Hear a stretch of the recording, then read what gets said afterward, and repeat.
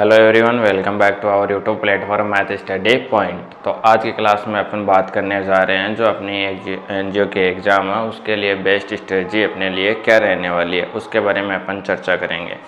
देखो, आपको पता होगा कि जितने भी अपने सब्जेक्ट हैं 5 से 6 सब्जेक्ट हैं, हर सब्जेक्ट का कितना क्राइटेरिया है, 10 नंबर का क्राइटेरिया है। इट मीन्स 10 क्वेश्चन आपसे एक सब्जेक्ट से पूछे जाएंगे और वो 10 नंबर का ही आपका होने वाला है, यानी कि एक क्वेश्चन 1 नंबर का होने वाला है।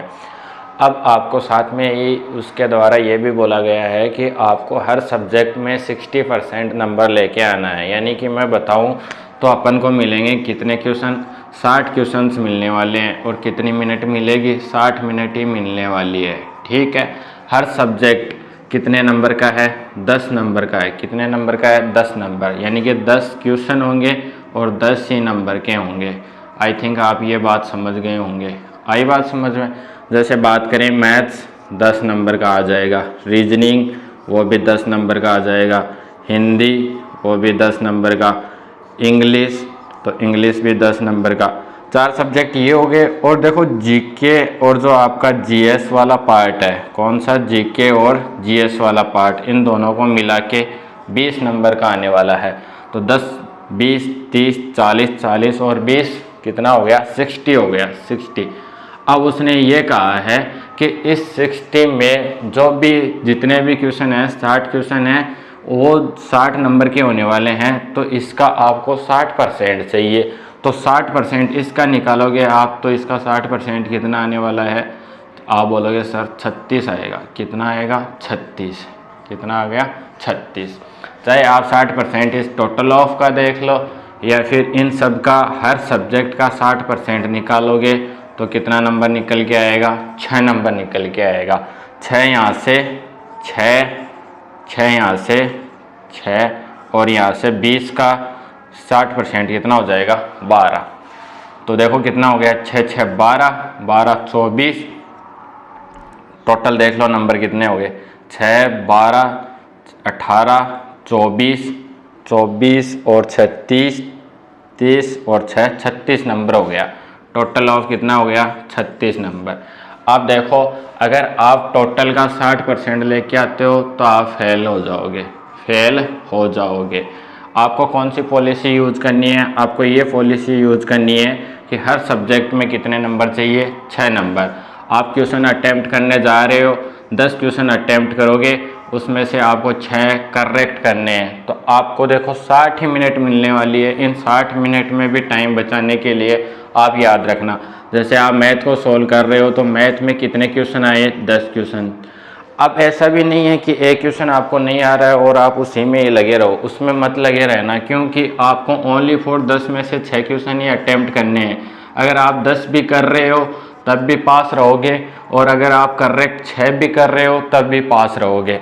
यानी कि अगर आप 60 में से 60 ला रहे हो तब भी क्या काउंट होगे, पास। और अगर 60 में से 36 नंबर ला रहे हो और वो क्या, हर सब्जेक्ट में 60% लेके आ रहे हो तब भी क्या हो, आप पास हो। तो ज़्यादा ऐसा नहीं करना है कि मुझे 10 में से 10 ही लेके आने हैं, या फिर मैथ के, रीजनिंग के, ऐसे सोचो कि रीजनिंग और हिंदी इंग्लिश ये तो इजी आती है, इसमें से तो 10 में से 10 उठा लें, ऐसा कोई ज़रूरी नहीं है। ओनली फॉर आपको कितना उठाना है, 10 में से 6 नंबर ही उठाना है। अपना टाइम बिना फालतू में वेस्ट नहीं करना है। तो इस बात को ध्यान रखना। आप 60 क्वेश्चन होंगे, 60 मिनट में आपको करने हैं 10 क्वेश्चन, 10 नंबर हर सब्जेक्ट में। ऐसा नहीं है कि टोटल ऑफ का 60% लेके आओ आप, नहीं, हर सब्जेक्ट में आपको कितना लाना है, उस सब्जेक्ट का 60% लाना है। ठीक है।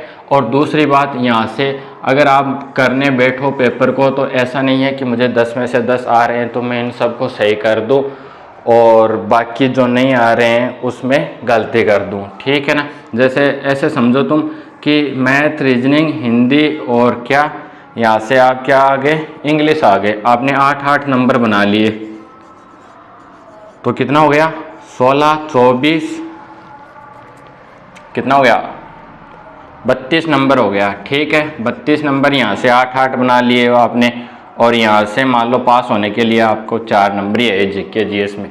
तो टोटल तो आपका 36 हो रहा है 4 जोड़ने पे, बट आप यहाँ पे इसका 60% नहीं ला रहे हो तो आप क्या हो जाओगे, फेल हो जाओगे।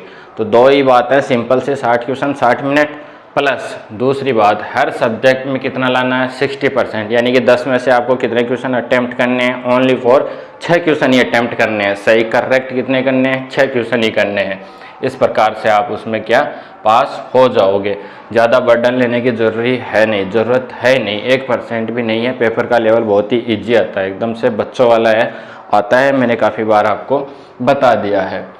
ये तो रहा क्या, आपको इसका नॉलेज होना चाहिए, ठीक है ना, क्योंकि कई क्या करते हैं 60 में से अच्छे नंबर ले आते हैं, 42, 43, 44, 45 तक पहुंच जाते हैं, बट वो पास ही नहीं होते क्योंकि उनको इस क्राइटेरिया का मालूम नहीं है। ठीक है, आप जितने भी स्टूडेंट हो एग्ज़ाम देने जा रहे हो तो आपको इस बात का नॉलेज होना चाहिए।